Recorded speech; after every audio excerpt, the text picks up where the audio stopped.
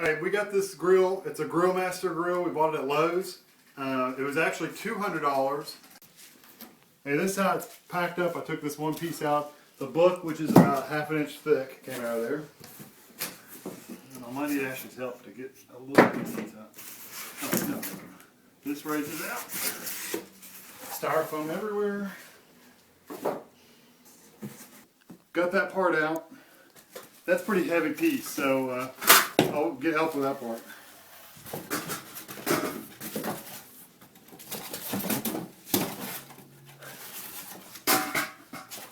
Yeah, this looks like you're just going to put basically the bottom part together, like the stand, and then mount the whole top part, just set it on top of it, and you're ready to go.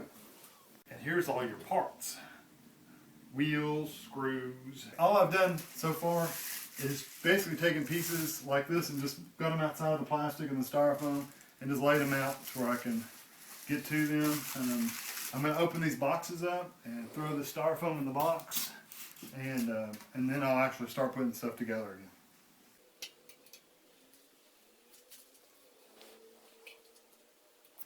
Get these two parts, and I got these screws at the top, and I have these feet. You just pop those on. Any big deal. And then it's got these screws. You just loosen them up.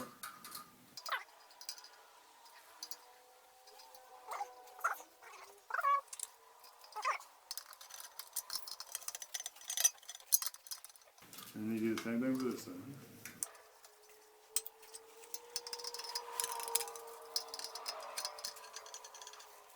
Alright, then you got these other two sides. You do basically the same thing. You got these things, you slide them over top of it, and I'm just going to tighten these screws down, and then I've got this side. Tighten these screws down. Just make sure the screws, these are for the wheels, they point outward. Bottom where the tank sits, it's got these screws on the ends. You basically just loosen them up a little bit to where we put this together. These are going to slide into these slots, and then you're going to tighten them up from the other side. So I'm going to loosen these up, and then I'll come back and show you how they tighten up. Alright, now that I got these loosened up, I popped it on, and you just slide right in there, and you tighten it up.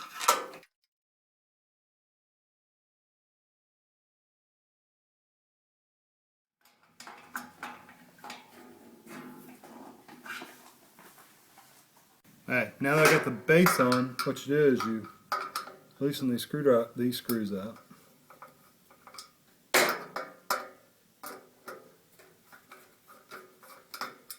But don't take them out, just loosen them up.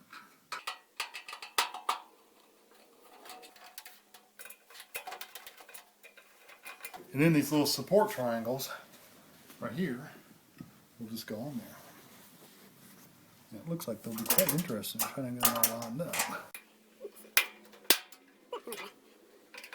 I have to say they made it this one pretty easy from all the other ones I put together. They made this one pretty easy to just loosen some screws up, slide the piece on, and then tighten the screws back up. So that's been nice. I've put them together before where you had to actually put screws and little the nuts on the other side to hold them in place on every single one, and it really takes a lot of time to do. I still don't know. The reason I'm putting this together is I never have trusted stores to assemble stuff for me. I just don't like it. So I would much rather do it myself. And I don't know. It's just something I've always done. And so I'd rather buy it myself and put it together. I don't trust the stores to put it together right. Although this one's been pretty easy, so maybe they actually will put this one together correctly. So I'm going to put this one on, and then I'll come back and do the next step. Alright, I'm going to loosen these screws up to put the front on. Actually, I'm only going to use these bottom two, but I might as well go ahead and loosen that one up too.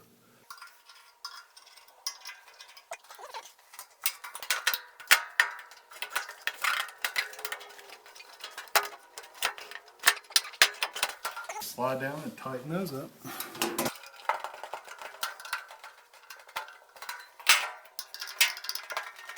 This is the first time they've actually had you take the screws completely out. So this particular one you have to take out because when you put this other piece on top, it will just lay on top of this, and then you put the screw back in. And then I've loosened up the ones on the top, and this one actually looks like it's going on backwards, but it's not. They call it a condiment tray. I guess you can put your salt and pepper and sauces and stuff in there and let them set. So that's a neat thing. So now you can see with the two holes where I took those screws out, I'm going to stick these screws back in there and tighten them back up.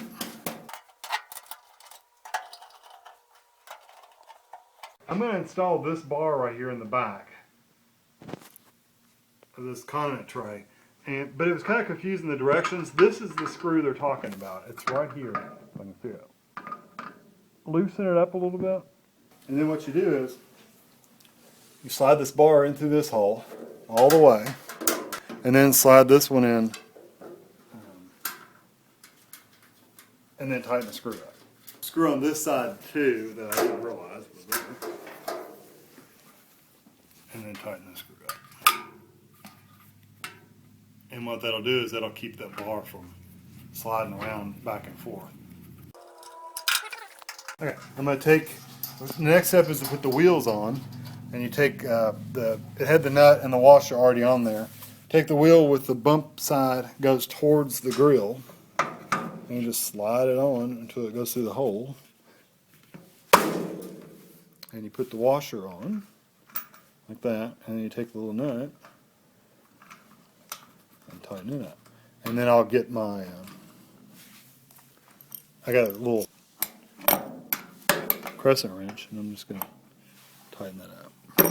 And it doesn't have to be super tight. You still want your wheel to turn.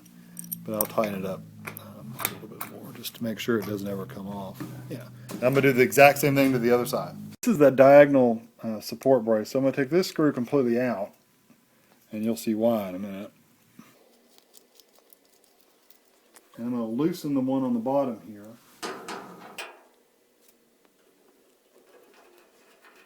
Okay, and then this diagonal brace is going to go here.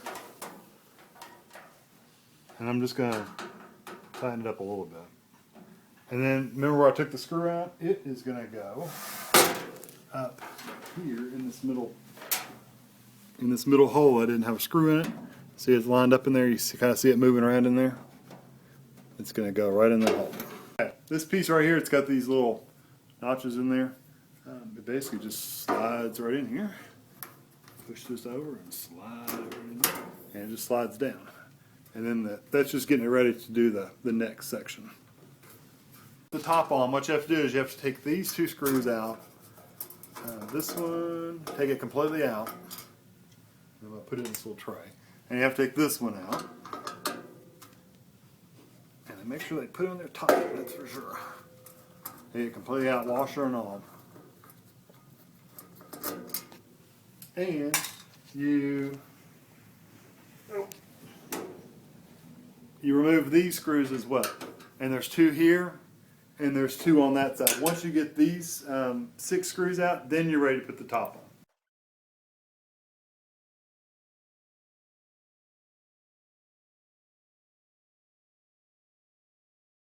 Once we got it on there, and you can see there's little styrofoam things everywhere.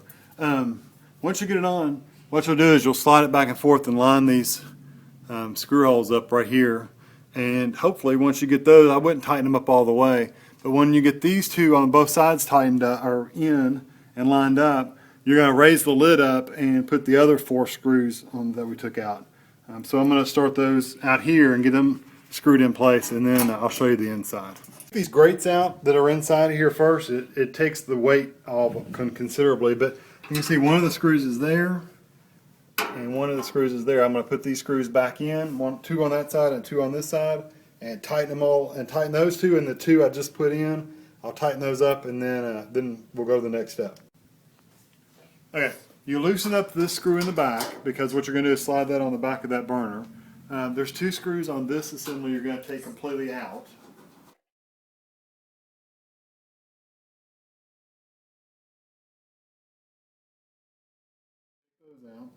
And then there's 2 screws on the side of the actual side burner. I'm going to take those completely out as well with the washers. And then I'm going to attach the side burner to this, and I'll show you how you hook it back on. Okay, the screw that I loosened up here, I'm actually going to hook into this hole. Once I get that one hooked in, I'm going to tighten up the 2 screws I took out of there through these holes underneath. So that's where I'm heading at. So I'm going to hook this on first.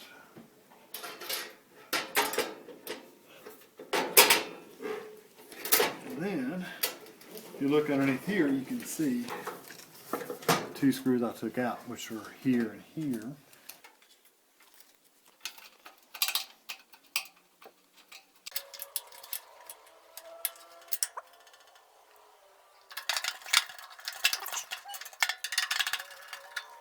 And the other screws I took out, you actually go into the firebox inside, and I will tighten those up. And I may have to loosen these up to shift it around a little bit, but I'll see. It looks like they're lining up pretty good, so we'll see when we get up there.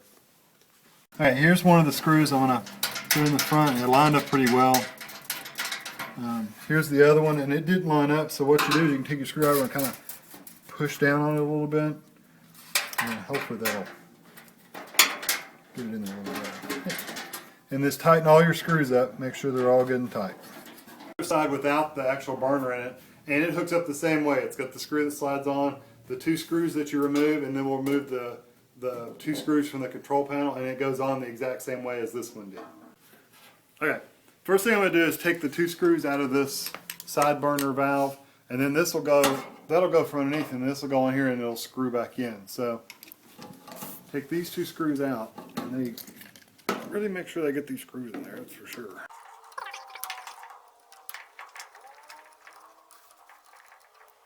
So once you get them out, what you do is you take this and you stick your valve up through that hole, and the valve hole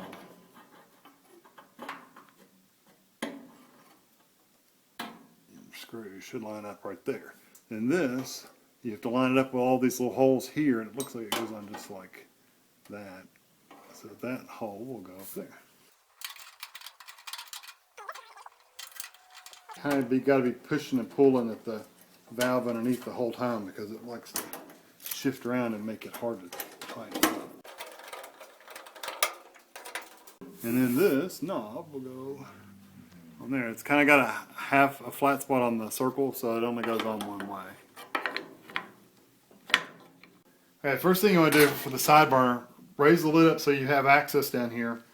Next thing I'm going to do is take these extremely long screws out of this burner, side burner. And I'm just going to lay them where I can get to them. Now this, you put this kind of at an angle, you drop the stem down inside there, and then it goes, you can see there's a hole in a little thing, it just slides right in there. And then these screws are going to screw back up underneath of it onto the burner. And you can see where I took those screws out are right there.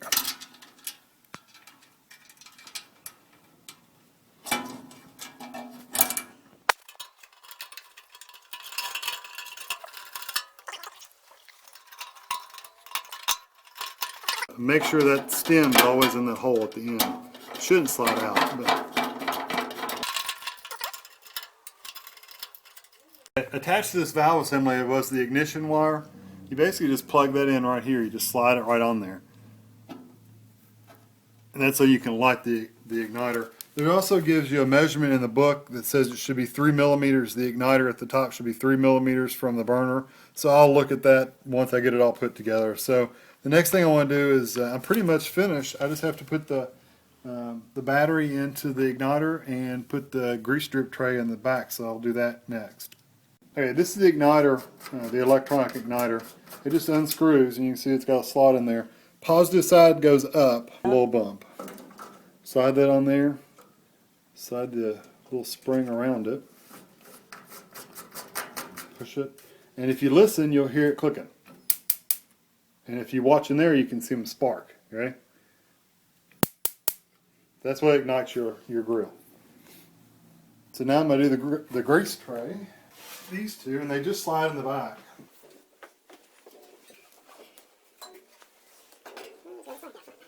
See, it says front, so it's really helpful. So you just slide this right here.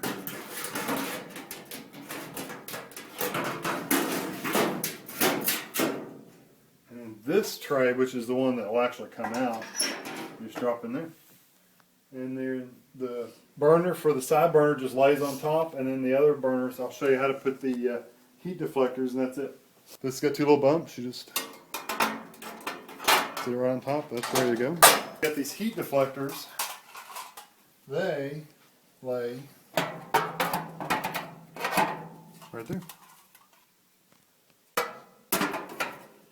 It's kind of dark, but they just lay on little gaps in there, basically. And then your burners will go in there. And they sit on a little shelf in there.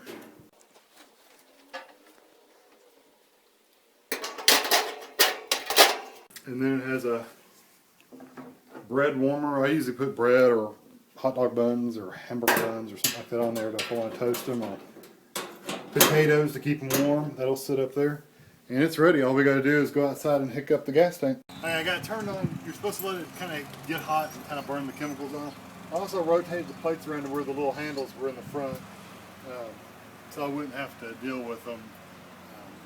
You know, if I needed to use them, I wouldn't have to worry about driving them and stuff. So now that's where I want it to be at. It's got to let it run for a little bit.